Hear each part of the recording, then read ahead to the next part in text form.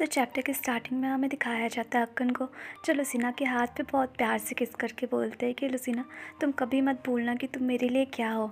तो लुसीना बोलती है कि ठीक है, कभी नहीं भूलूंगी। उसके बाद अक्कन उसे बहुत प्यार से किस करते हैं।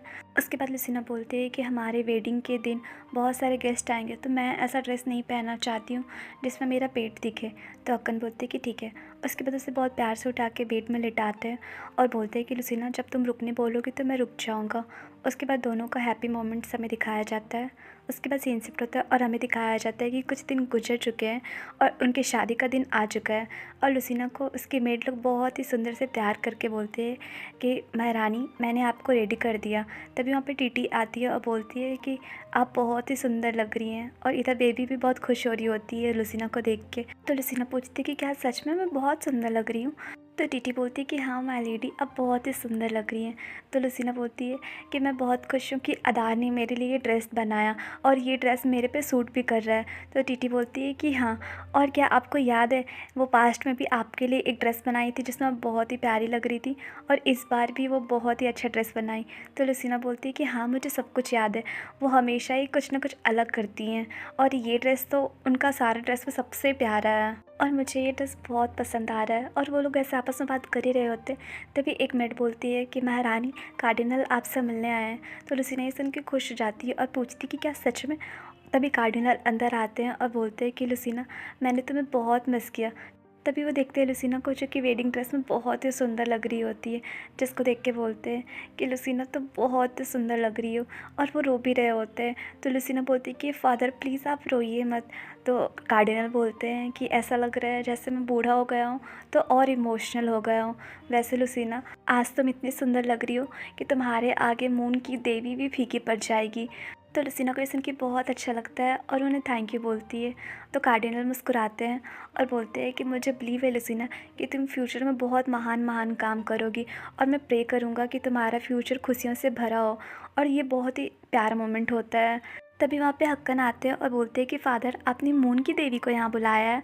और वो जैसे फ़ादर बोले होते हैं, बाकी मेड लोग सुन के शॉक्ड हो जाती है और टीटी बोलती है कि क्या आप फ़ादर बोल रही है। और दूसरी मेड बोलती है कि क्या मैंने सही सुना, ये अभी उन्हें फ़ादर बोले।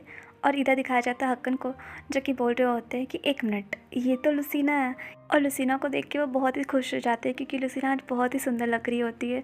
उसके बाद वो कार्डिनल के पास आकर बोलते हैं कि आप बहुत ही अद्भुत है, क्योंकि आपने एक ऐसी बेटी को जन्म दिया जो कि गॉडेस मून से भी ज़्यादा सुंदर है। तो कार्डिनल हंसते हैं और बोलते हैं कि भले ही ये मेरी बेटी है, लेकिन आज ये जहाँ पे वो तुम्हारे कारण है। तुमने इसे बहुत प्यार से रखा यहाँ।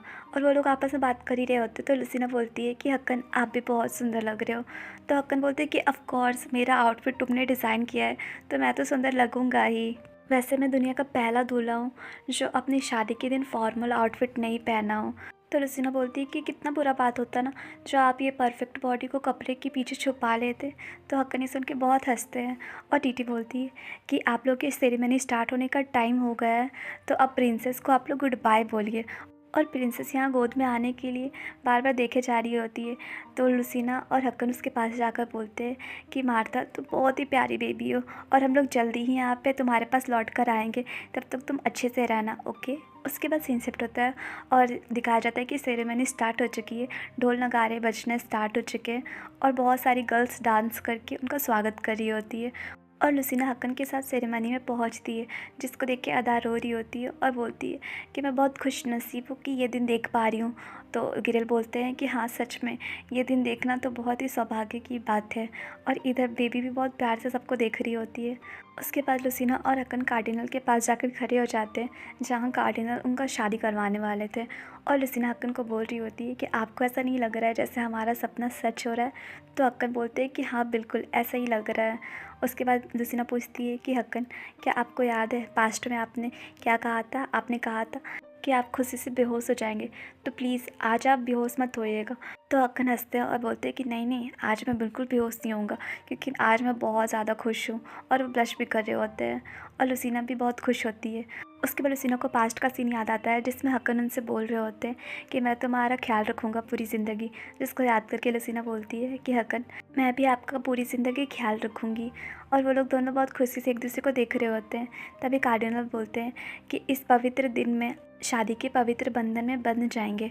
इसलिए अक्कन, आप सबसे पहले अपनी दुल्हन को किस कीजिए और प्रॉमिस कीजिए कि आप लोग दोनों एक दूसरे का हमेशा केयर करेंगे, चाहे कुछ भी हो जाए। उसके बाद दोनों एक दूसरे को किस करते हैं और एक दूसरे से प्रॉमिस करते हैं कि वो लोग हमेशा एक दूसरे को खुशी से रखेंगे।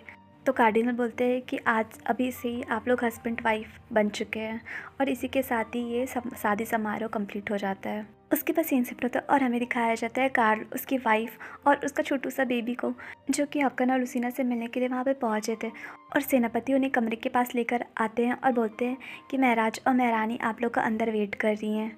उसके बाद लुसीना देखती है कि सामने कार्ल और उनकी फैमिली है, जिसको देख के बोलती है कि कार्ल, इवलिन, यहाँ आने के लिए आप लोगों का बहुत बहुत शुक्रिया। तो इवलिन पास में आकर बोलती है कि महरानी, शादी के लिए बहुत बहुत शुभकामनाएं। तभी लुसीना देखती है कि गोद में एक छोटू सा बेबी है, तो पूछती है कि ये बेबी कौन है।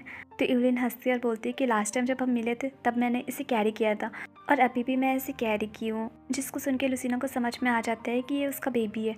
तो बोलती है कि इवलिन, बहुत बहुत शुभकामनाएं इस बेबी के लिए। तो इवलिन बोलती है कि आपके कारण ही ये पॉसिबल हो पाया है महारानी। उसके बाद बोलती कि पता है, जब मेरा बेबी पैदा लिया था तो उसने इतना ज़ोर से रोया कि हमने उसका नाम हॉल रख दिया।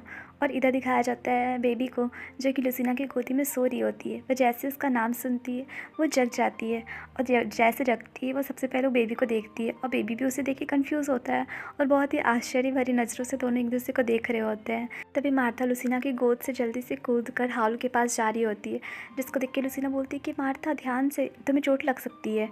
और इधर कार्ल बोल रहे होते हैं कि मेरा बेबी अभी भी बहुत छोटा है, लेकिन ऐसा देख के लग रहा है जैसे प्रिंसेस इसे अभी से ही लाइक करती है। उसके बाद वो हाल को नीचे उतार देते हैं मार्था के पास, और बोलते हैं कि मुझे यकीन है कि फ्यूचर में ये लोग अच्छे फ्रेंड्स बनेंगे।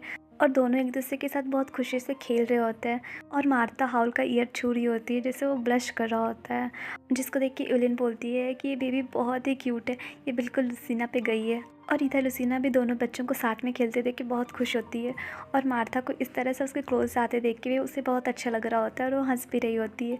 जिसको ऊपर से पुक्का भी देख रहा होता है, और उसके आंखों में आंसू आ जाते हैं, और सोचता है कि लुसीना, तुम्हें इतनी खुश देख के मुझे बहुत अच्छा लग रहा है, और तुम अपने लाइफ में बहुत अच्छा कर रही हो। उसके बाद सीन शिफ्ट होता है और हमें दिखाया जाता है टीटी को, जो कि नट्स वगैरह लेके आती है, और लुसीना को देखकर बोलती है कि माय लेडी, आपने जो नट्स मंगवाया था मैं ले आई। तो लुसीना बोलती है कि थैंक यू टीटी। उसके बाद टीटी बोलती है कि मुझे यकीन है माय लेडी कि आपके रहते महल के आसपास जितने भी बर्ड हैं वो कभी भूखे नहीं रहेंगे। तो लुसीना बोलती है कि हाँ ज़रूर, ये उन बर्ड्स के लिए है। उसके बाद टीटी बोलती है कि माय लेडी, समारोह का टाइम स्टार्ट होने वाला है, तो मुझे लगता है कि आपका मेकअप जल्दी करना होगा। तो लुसीना बोलती है कि ठीक है, कर दो। तो टीटी पूछती है कि माय लेडी, ब्रियन किंगडम से जो परफ्यूम आपके लिए आया है, क्या आप उसे यूज़ करना चाहोगी। तो लुसीना बोलती है कि हाँ, ये सही आइडिया है, मैं यूज़ करना चाहूँगी। तो टीटी बोलती है कि ठीक है माय लेडी, मैं लेकर आती हूँ। तो लुसीना बोलती है कि ठीक है। उसके बाद लुसीना अकेले होती है और पुक्का के बारे में या किसी चीज़ के बारे में सोच रही होती है। तभी वहाँ पे पुक्का आ जाता है और बोलता है कि लुसीना, क्या तुम मेरा ही वेट कर रही थी। तो लुसीना पुक्का को देख के बहुत खुश हो जाती है और बोलती है कि पुक्का, तुम यहाँ कब आए। तो पुक्का हंसता और बोलता है कि लुसीना, मैं बहुत देर से यहाँ पे हूँ, बस मैं सब गेस्ट लोग के आने का वेट कर रहा था कि गेस्ट लोग जल्दी जाए और मैं तुमसे बात करूँ। तो लुसीना पूछती है कि पुक्का, उससे पहले तुम कहाँ थे, बहुत दिन से तुम दिखाई नहीं दिए।